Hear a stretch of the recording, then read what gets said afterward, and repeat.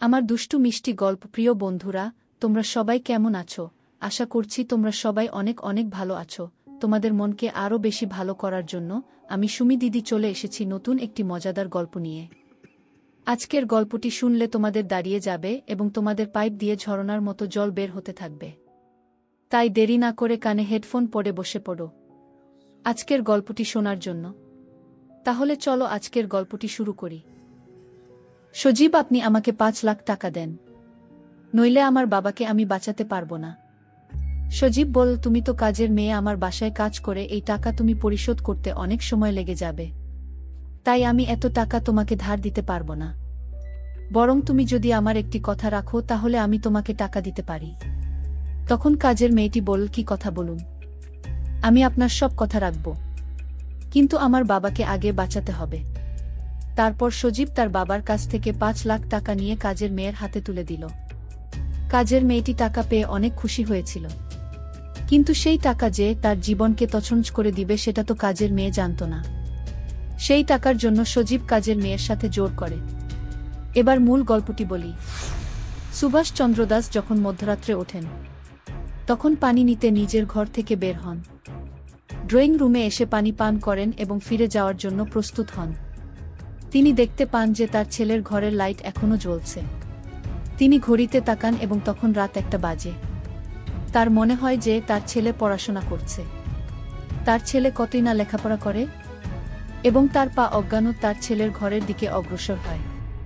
কিন্তু আগে যেই তিনি দরজা খুলতে যান, তখন তিনি কিছু অদ্ভুত শব্দ শোনেন এবং তার পা থেমে যায়।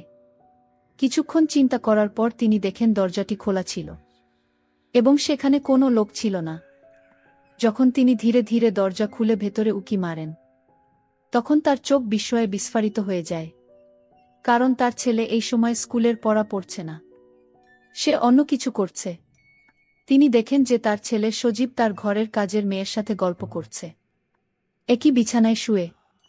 সুভাষচন্দ্র দাস যখন এটি নিজের চোখে দেখেন, তখন তার চোখ রাগে লাল হয়ে যায়। তিনি অবিরত দেখছিলেন এবং ভাবছিলেন যে তিনি স্বপ্নেও ভাবতে পারেন না যে তার ছেলে এমন কিছু করতে পারে। তিনি জানেন না যে তার পিছনে তাদের বাড়িতেই কবে থেকে চলছে। কিন্তু কিছুক্ষণ আগেই তার চোখ যা এখন রাগে লাল ছিল, ধীরে ধীরে তার মুখের অভিব্যক্তি পরিবর্তন হতে শুরু করে, এবং এখনকার চোখে রাগের পরিবর্তে। এটি তখন ঘটে যখন তার নজর তার কাজের মেয়ের দিকে পড়ে এবং তিনি ভাবতে শুরু করেন, আরে আমি কখনো ভাবিনি যে কাজের মেয়ে এত সুন্দর হবে।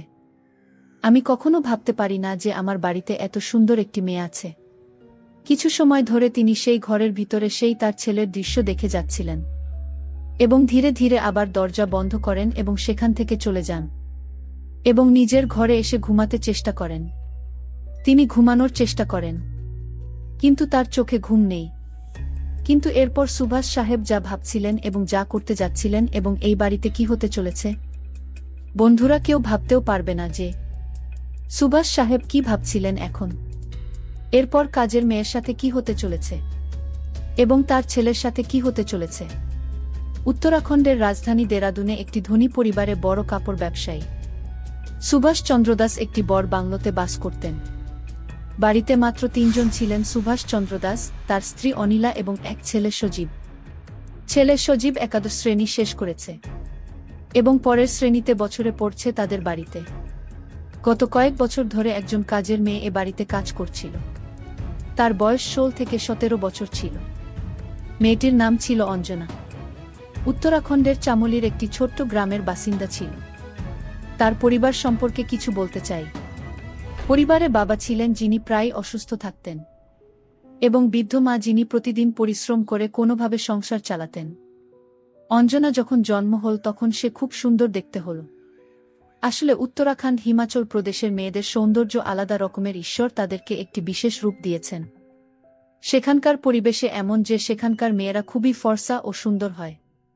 এইরকম ভাবে চামলির মেয়ে অঞ্জনা যখন তার পরিবারের জন্য কাজের সন্ধানে দেরাদুন পৌঁছাল, তখন সে খুব বেশি পড়াশোনা করেনি, তবে দেখতে বেশ ভালো ছিল। ঈশ্বর তাকে সৌন্দর্যে ধন্য করেছিলেন এবং তাকে চন্দ্রদাস সাহেবের বাড়িতে কাজ দেওয়া হল। সে বাড়ির সব কাজ ফুল টাইম গৃহকর্মীর মতো সামলাত। রান্না করা থেকে শুরু করে পরিষ্কার পরিচ্ছন্নতা পর্যন্ত সব কাজই সে করত। তাকে 10,000 বেতনে নিয়োগ করা হয়েছিল। এখন অঞ্জনা সেখানে গত 1 বছর ধরে কাজ করছে। অঞ্জনা সেখানে খুশি ছিল, কিন্তু তার একটি সমস্যা ছিল। তার মালকিন অনিলা চন্দ্রদাস সাহেবের স্ত্রী খুব রাগী মহিলা ছিলেন। তার স্বভাব খুব কঠোর ছিল। তিনি প্রতি ছোট্ট বিষয়ে অঞ্জনার উপর চিৎকার করে উঠতেন। অঞ্জনার করা কোনো কাজকর্ম তার পছন্দ হতো না। তিনি তার কথা শুনিয়ে যেতেন এবং অঞ্জনা তার এই বকবকানিতে বেশ বিরক্ত ছিল। অঞ্জনা হয়তো কম পড়াশোনা করেছিল, কিন্তু সে খুব তীক্ষ্ণ বুদ্ধির ছিল, খুব খুশি আর ছিল, এবং এখন সে নিজের মনে একটি সিদ্ধান্ত নিয়েছে যে একদিন আমিই বাড়ির মালকিন হব, এবং সেই দিন আমি এই ম্যাডামকে বোঝাব যে লোক দেখানো কাকে বলে এবং কেমন লাগে। এখন সুভাষ চন্দ্রের ছেলে সজীবের কথা বলি। সে কলেজে যেত এবং কলেজ থেকে ফিরে এসে সে 2 দিন ধরে শুধু নিজের ঘরে পড়াশোনা করত। তার বাবা ভাবতেন যে তাদের ছেলে পড়াশোনা করছে। যখন অঞ্জনা সজীবের ঘর পরিষ্কার করতে যেত, তখন সজীব রেগে যেত এবং অঞ্জনার উপর চিৎকার করত যে, আমি তোমাকে কতবার বলেছি যে যখন ঘরে আসবে তখন ভিতরে আসার আগে ঠক ঠক করবে। তুমি সোজা ভিতরে চলে আসো, তুমি একেবারে বুঝতে পারো না। অঞ্জনা সরি বলতো, কিন্তু পরের বার আবার ভুলে যেত। এইভাবে একদিন যখন অঞ্জনা ঘরে যায়, তখন সজীব বাথরুমে স্নান করছিল, এবং যখন অঞ্জনা ঘর পরিষ্কার করছিল, তখন সে তার বালিশের নিচে বই এর মতো কিছু একটা দেখতে পেয়ে সে হতভম্ব হয়ে যায়।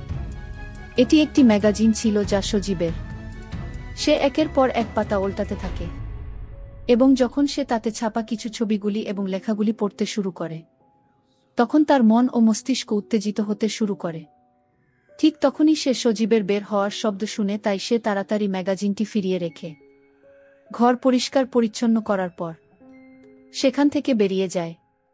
পরে আবার যখন সেখানে যায়, তখন সজীব ব্যালকনিতে তার ফোনে ব্যস্ত ছিল, এবং তার ল্যাপটপও তখন বিছানায় রাখা ছিল। তার স্ক্রিনে কিছু চলছিল, এবং যখন অঞ্জনা গিয়ে দেখে, তখন সে সেখানে একটি ভিডিও চলছে দেখতে পায়। এটি দেখে অঞ্জনার মনে বিরক্তি সৃষ্টি হয়। অঞ্জনা তাড়াতাড়ি সেখান থেকে পালিয়ে তার ঘরে চলে যায়। তারপর তার মাথা কাজ করা শুরু করে এবং সে তার পরিকল্পনা আসে যে এই চন্দ্রদাস সাহেবের ছেলে সজীব, যাকে সে খুব সহজেই তার জালে ফাঁসাতে পারে, এবং সে যে পরিকল্পনা উদ্দেশ্য তৈরি করেছিল তাতে সে সফল হতে পারে। সে তার প্ল্যান নিয়েছিল। এখন সে সজীবের ঘরে যায় এবং ঘর পরিষ্কার করে। সে এমনভাবে ঘর পরিষ্কার করে যেন ঘরে কাজকর্ম করার সময় সজীবের নজর তার উপর পড়ে। কাজের মেয়েটিও সজীবের দিকে চেয়ে মুচকি হাসতে শুরু করে। এখন আসলেই তাই ঘটে। সে তার উদ্দেশ্য সফল হতে দেখতে পায়, কারণ যখনই অঞ্জনা সেইভাবে ঘরে কাজকর্ম করত, তখন সজীব তার দিকে অদ্ভুত দৃষ্টিতে দেখত। এটা খুব ভালো করে বুঝত অঞ্জনা। কিছুদিন এভাবেই কেটে গেল। এখন সজীব ও অঞ্জনার সাথে মিষ্টি মিষ্টি কথা বলতে শুরু করল।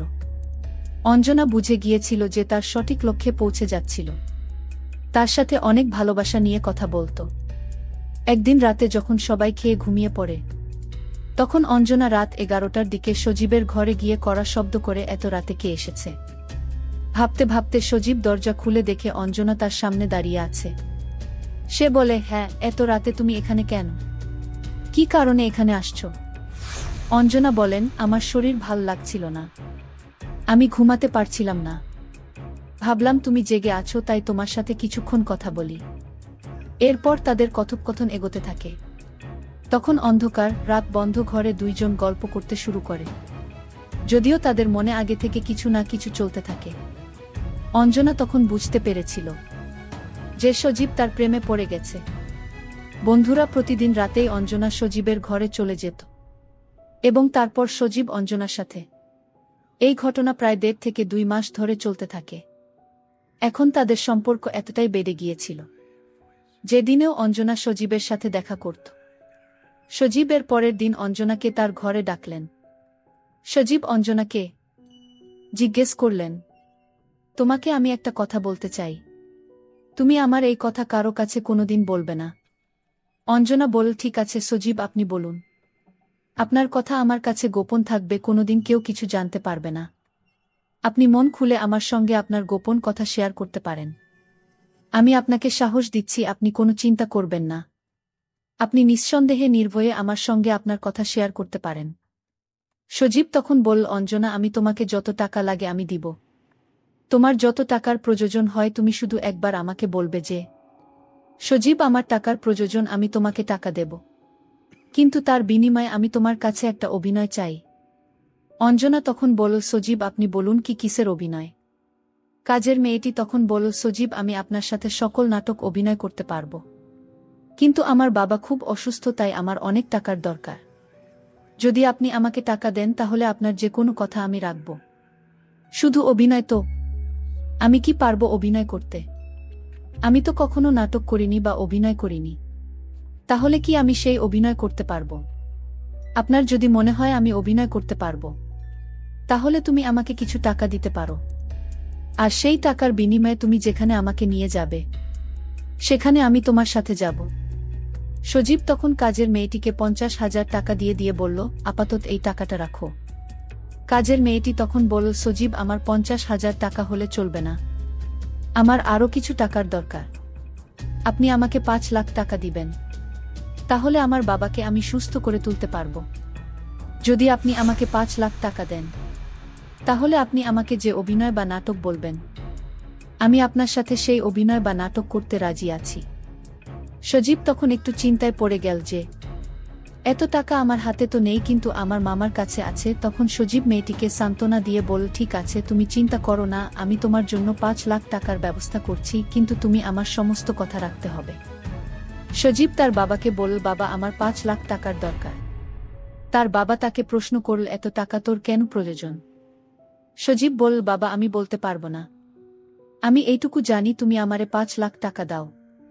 এত টাকা দিয়ে তুই কি করবি আমি না জেনে আমি তোকে টাকা দিতে পারবো না। টাকাটা আমার ভীষণ প্রয়োজন, প্লিজ বাবা, টাকাটা দাও।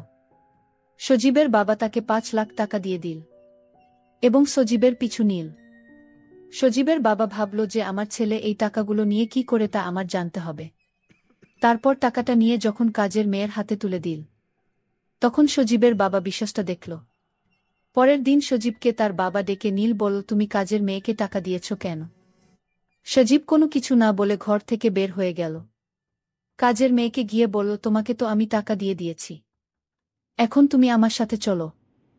বন্ধুরা, ব্যস্ততার কারণে আজকের গল্পটি শেষ করতে পারলাম না। গল্পের পরবর্তী পার্ট আগামীকাল আপলোড দেওয়া হবে। সেই পর্যন্ত সবাই ভালো থাকবেন, সুস্থ থাকবেন। ধন্যবাদ।